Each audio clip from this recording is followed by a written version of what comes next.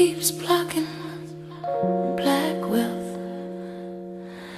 We digging deep to free ourselves.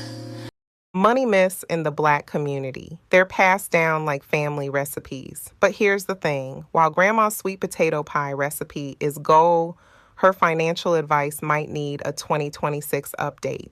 That's such an interesting way to look at it.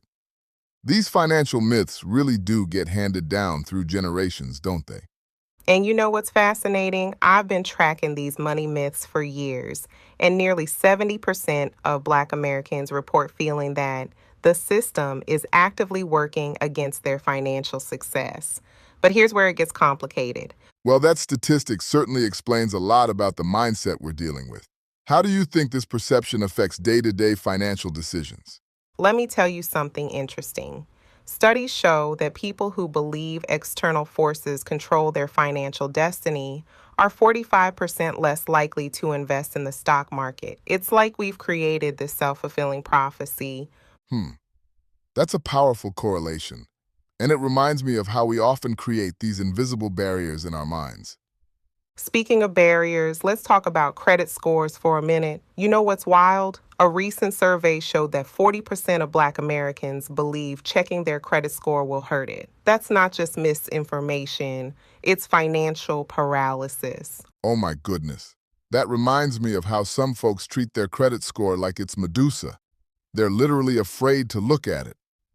Right. And here's what's really interesting. When we look at the data, communities that actively monitor their credit scores see an average improvement of 21 points within 6 months. It's all about facing those numbers head on. Those numbers are eye-opening. So what you're saying is that the very act of avoiding financial information is actually making things worse. Exactly. And let me drop another stat that'll blow your mind. Studies show that people who regularly track their spending save an average of $350 more per month than those who don't. But we've got folks out here treating their bank balance like a horror movie. They can't bear to look. Well, that explains why some people would rather do their taxes twice than check their account balance after a weekend of online shopping. You know what's really interesting about this whole they phenomenon? When researchers actually ask people to identify who they is, 85% couldn't give a specific answer. It's become this convenient catch-all for any financial obstacle. That's fascinating. So we're essentially fighting this invisible enemy while the real barriers might be much more concrete and solvable. Exactly. And here's another mind bender.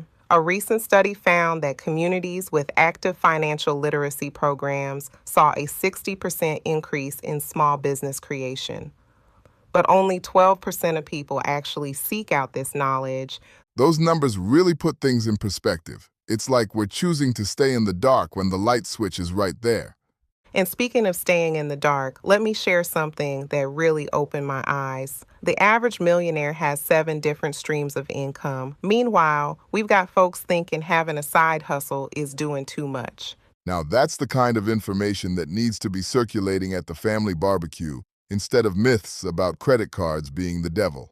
Listen, and this is crucial. Financial education has been shown to increase household wealth by an average of 25% over 5 years. But we're out here memorizing song lyrics instead of learning about compound interest. That's such a powerful point about where we choose to focus our energy and attention.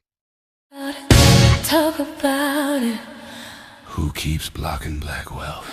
Not me, not today. Check your credit and pray.